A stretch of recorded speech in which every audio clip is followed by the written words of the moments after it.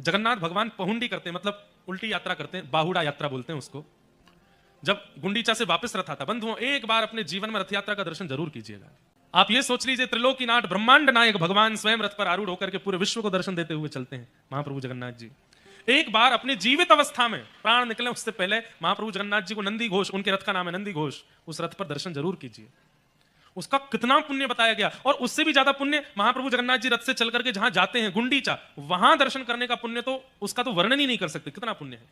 तो इस बार मैं दर्शन करने के लिए गया।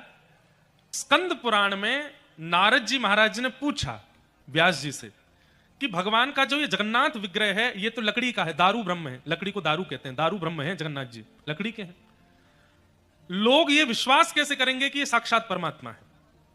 तब कहीं शास्त्रों में इसका वर्णन करते हुए प्रमाणित रूप से कहा गया, बोले ये जब जब मंदिर से बाहर निकलेंगे और सूर्य की पहली किरण इन पर पड़ेगी तब वर्षा होगी, ये प्रमाण होगा कि ये परमात्मा है। तो मैं गया दर्शन करने के लिए।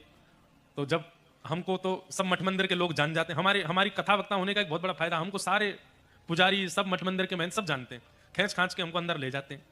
तो वहां ऐसा नियम है कि जब जगन्नाथ जी, जहां कैमरे नहीं जाते, वहां की बात बता रहे हैं, जगन्नाथ जी मंदिर से निकलते हैं तो वहां पर जगन्नाथपुरी में जितने मठ हैं, सब मठ के आचार्य लोग अपने यहां से प्रसादी बना के लाते हैं और महाप्रभु जगन्नाथ जी उनकी तरफ बस ऐसे मुंह करके देखते हैं, सबका प्रसाद स्वीकार करते हैं। तो एक मठ के महाराज जी ने हमको अपने पास खड़ा कर लिया, बोले जगन्नाथ जी सबसे पास में यहीं से दिखेंगे, आप खड़े हो जाओ।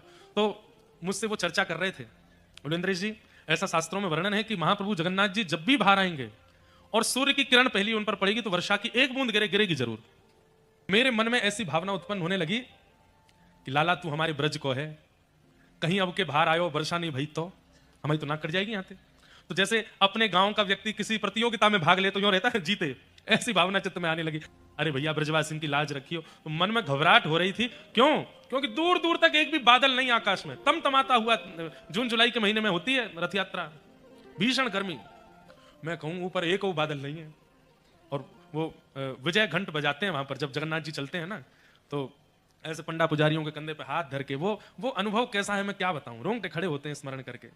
तो सबसे पहले मंदिर से बाहर आते हैं सुदर्शन जी, सुदर्शन जी बाहर आए, उसके बाद आती हैं सुभद्रा जी और फिर आते हैं बलराम जी।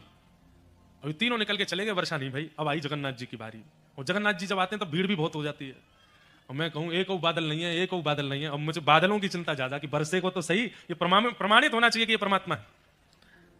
जैसे ही महाप्रभु जगन्नाथ जी निकल करके बाहर आए और प्रथम किरण सूर्य की पड़ी, ना जाने कहां से एक बादल आया घूमता हुआ, तुरंत वर्षा हुई वहां पर। और जैसे ही रिमझिम वर्षा गिरी है, फिर जो नृत्य मेरे को हो रहा था अंदर ही अंदर, मैंने कहा लाला तू सांचो देवता है, तेने प्रमाणित